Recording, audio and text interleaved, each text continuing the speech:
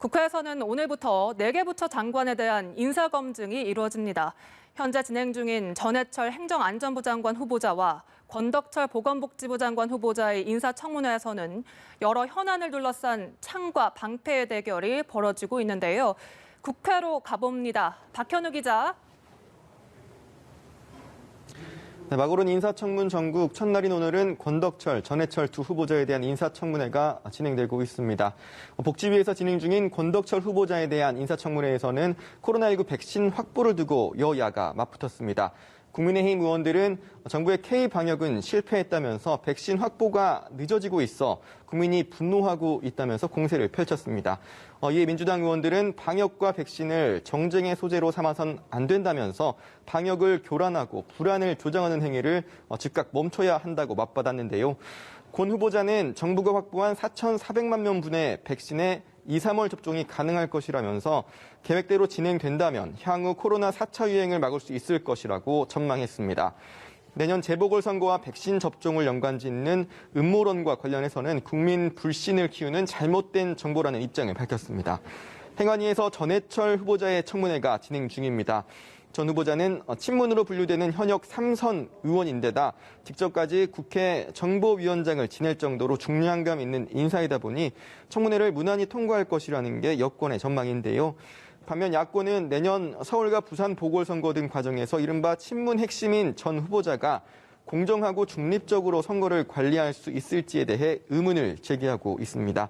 전 후보자는 장관이 중립 의무를 지키지 않거나 선거에 관여시 강한 처벌 조항이 있다면서 공정성 확보를 위해 노력하겠다고 답했습니다. 전 후보자는 이영구 법무부 차관의 택시기사 폭행 논란과 관련해서는 과거 특가법 개정 당시에도 논란이 많았다면서 후보자로서 답하기 적절치 않다고 말을 아꼈습니다. 네, 이렇게 오늘 두 후보자의 인사청문회에 이어 내일과 모레도 잇따라 인사청문회가 예고돼 있는데요. 특히 내일 있을 변창흠 국토부 장관 후보자의 청문회를 앞두고 여야의 분위기는 어떻습니까?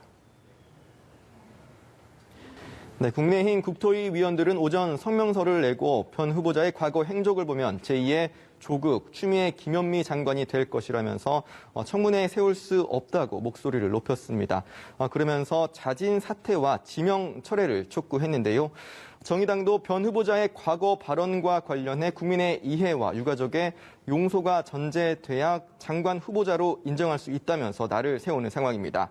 반면 민주당은 변 후보자의 과거 발언에 대해서는 비판의 소지가 있다면서도 본인이 여러 차례 사과할 뜻을 밝혔고 또 중대재해기업처벌법 등의 찬성 의견을 내는 등 노동자 산업 안전에 대한 제도 개혁 필요성을 강조하는 후보자의 현재 생각도 객관적으로 평가해야 한다면서 변 후보자를 두둔했습니다. 내일 있을 변 후보자의 청문회에서는 관련 공방이 뜨거울 것으로 예상되는데요.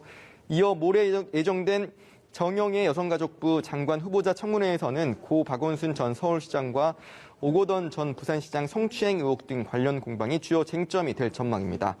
이런 가운데 여야는 현재 진행 중인 윤석열 검찰총장 정직의 적절성을 따질 법원 판단에도 촉각을 곤두세우는 모습입니다. 민주당 우상호 의원은 어떤 결과가 나오든 윤 총장이 현 정권과는 같이 갈 수는 없다면서 스스로 물러나야 한다고 주장했습니다. 국민의힘은 오늘 법원의 판단은 사법부의 독립성과 법치주의가 살아있느냐를 가를 분수령이 될 것이라고 강조했습니다. 지금까지 국회에서 연합뉴스 TV 박현우입니다.